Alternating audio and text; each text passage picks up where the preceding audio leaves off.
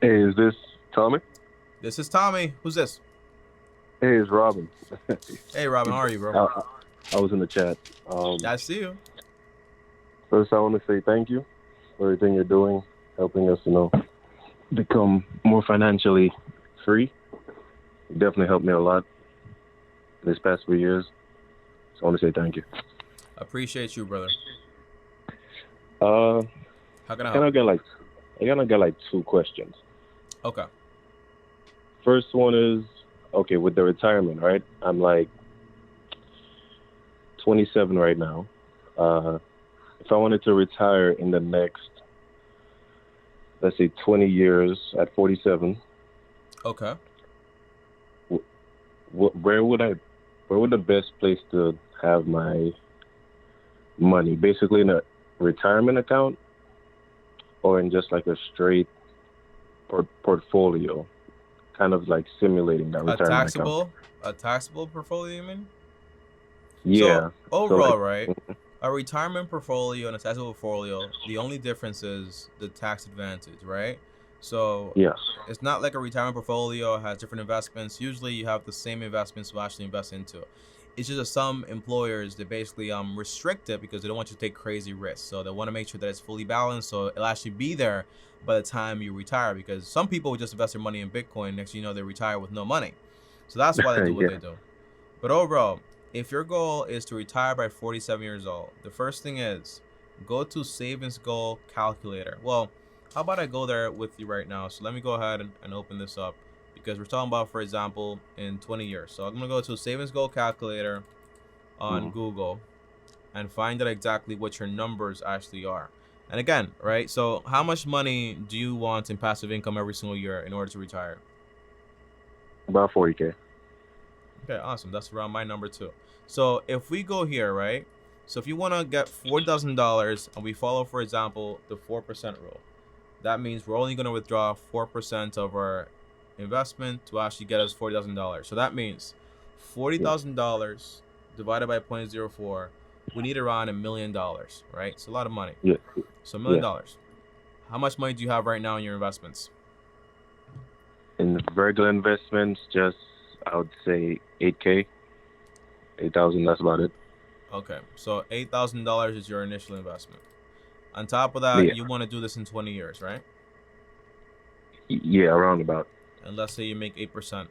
The calculator says you need to invest around $1,753 every single month in order to get to Hmm. that amount. That's a hell of a lot of money, right? It is. So I got a better way to do it. So the better way is instead of focusing, for example, on this $1 million and 40K of passive income, focus on what you can do right now to get closer to it. So the first question is, do you have any debt, Robin? No, no debt. No car loan, student loan debt, mortgage, nothing. No, none of that. Okay, so you're debt free. What is your income per month? Per month, I would say I think 2 grand, close to What minimum do you wage, do? 2 grand. I'm a manager at like Family Dollar. Okay. So what's your plan there?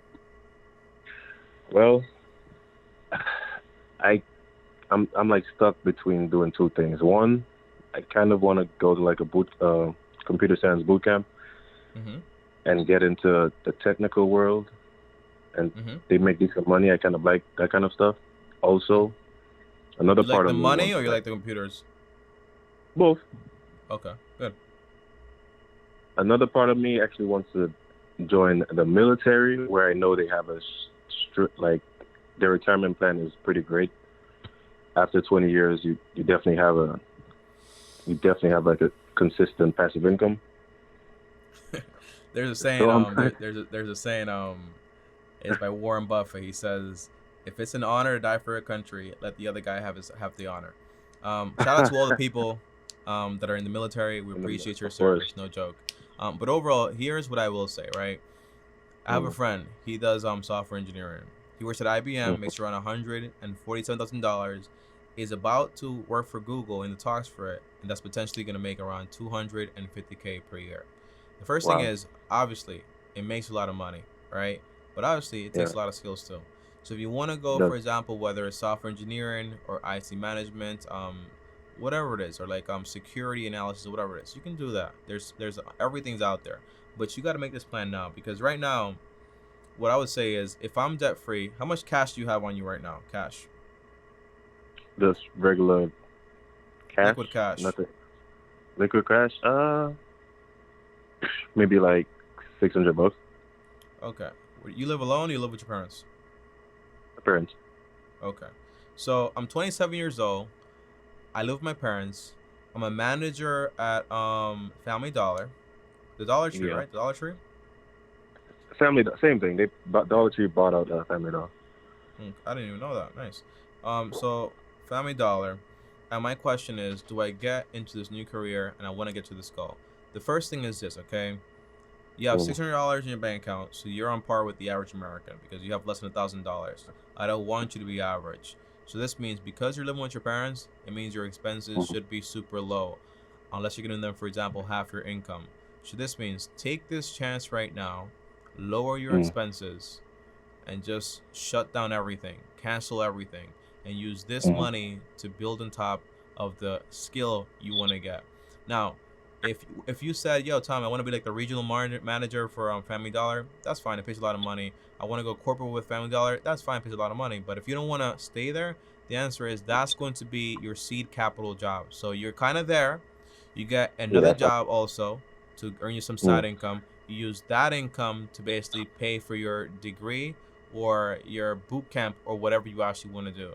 And 2 years from now, or 3 years from now, when you are 30 years old, you have, for example, a skill that you're able to go out there and earn $40,000, $70,000 a year, or potentially $100,000 a year, which is awesome, right? Yeah. And then you can just go ahead and move out of your parents' house, because the big thing is, if I told you, where do you live, by the way? What state do you live in? New York. New York, you said?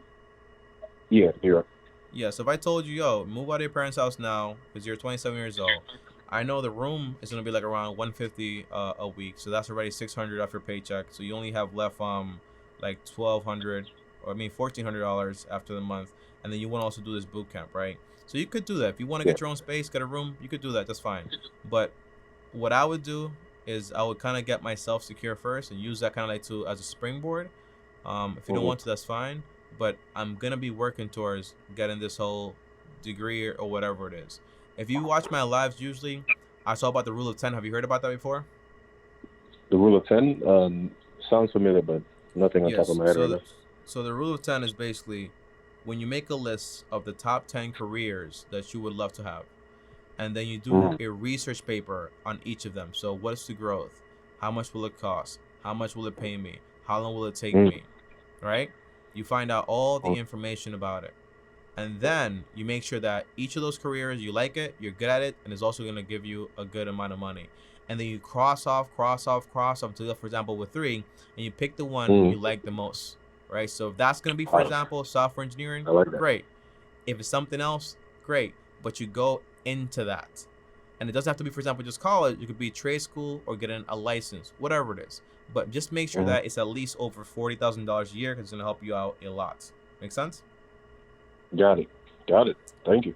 Yeah. So overall, my focus would not be on retirement right now. That's cool to think about it, but Mm-hmm. my goal would just be basically on getting a skill to earn me more money and give me some independence. And remember, with a lot of software and kind of like tech degrees and skills, you don't have to live in New York. New York is trash. It's very cool. It's where everything's at, but it's very expensive. There's Florida, there's Texas, there's a lot of places where you can basically live, and it's not that Oh yeah. expensive. Okay? Especially like you, in the tech field, you could do remote work as well. So Yeah. Yeah. that's kind of the goal. Yeah. Just remember, though, in the tech field, though, they do pay you based on where you are. So if you live in New York, you get paid more money, but you also spend more money. So there's Sure. always that drawback. So overall, just to review everything I'm telling you here, stay debt free by paying for your degree with the cash you have. Apply for at least 200 scholarships just to get free money. Save up for emergencies when the time comes. Then once you have, for example, that job and whatever, you can start investing that 10-20%, and then saving up for a property using the 33% rule on a 15-year mortgage. But that's gonna be a few years from now. Your main focus right now is get a new skill. Make sense? Got it. Thank All you. right, brother. I appreciate it. Appreciate you, man. Any more questions? You too. No, that's it. Thank you. All right, man. Welcome to the long-term team. Nice to have a conversation with you, okay? Peace out. You too. Have a blessed day. All right, guys. So that right there was actually Robin. Shout out to you guys, okay?